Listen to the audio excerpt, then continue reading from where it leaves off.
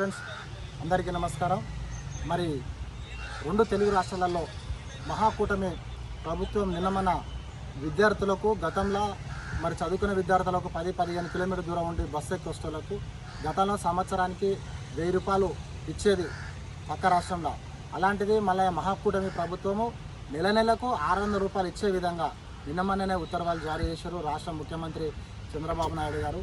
వారికి విద్యార్థుల తరపున ప్రత్యేకంగా ధన్యవాదాలు తెలియజేస్తూ తెలంగాణ రాష్ట్రంలో కూడా ఫ్రీ బస్సులు పెట్టారు, మహిళలకు ఉచితంగా ఫ్రీగా పెట్టారు. అలాంటిది మరి పురుషులకు కనీసము మరి టికెట్ల ఛార్జీలు కూడా పెంచలేదు, ఇంకా 30-40 రూపాయల ఛార్జీలు కూడా అధికంగా పెంచారు.